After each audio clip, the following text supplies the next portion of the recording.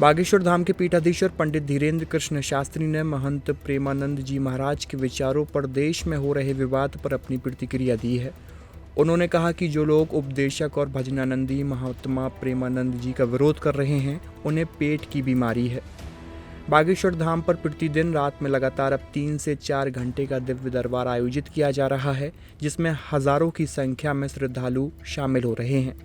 बुधवार की रात को बागेश्वर महाराज ने कहा कि कुछ लोगों को उनसे समस्या थी, जिससे उन्हें लगा कि वे उपद्रवी व्यक्ति हैं।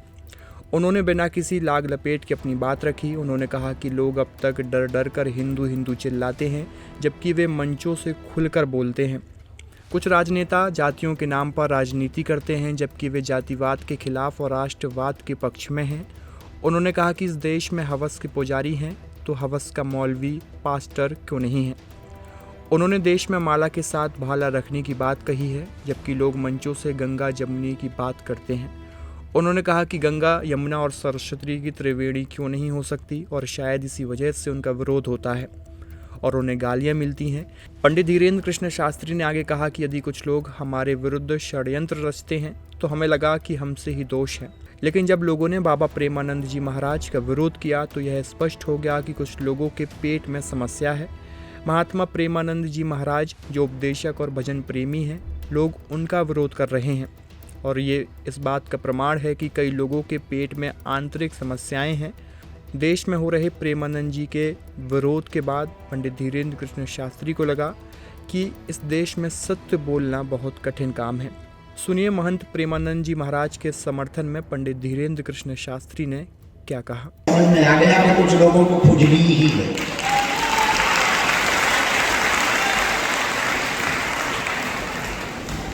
हमारा विरोध करना तो ठीक है, पर महात्मा प्रेमानंद जी का विरोध करना, वो तो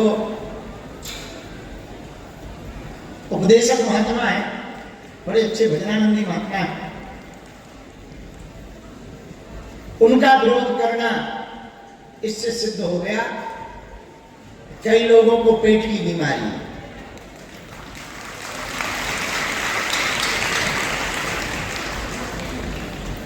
उस दिन के बाद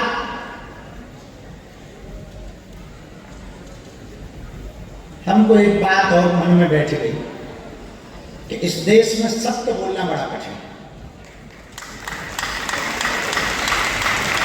ये बात भी सही है कि हर स्त्री बुरी नहीं होती, हर व्यक्ति बुरा नहीं होता,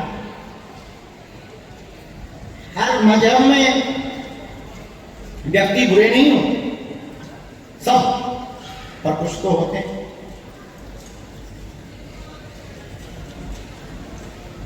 दूसरी बात,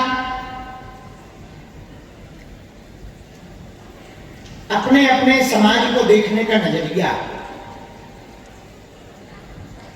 जो सनातन को मानते हैं उनको हम ठीक लगते हैं, जो सनातन को नहीं मानते उनको हम दुश्मन लगते हैं।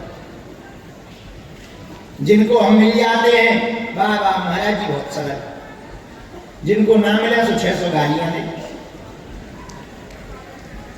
बड़ों को ही सुनते हैं, हमारी तो सुनते ही नहीं। 3 दिन से डले हैं, न रोटी खा रहे हैं, न कुछ कर रहे हैं, काम छोड़ के आए हैं,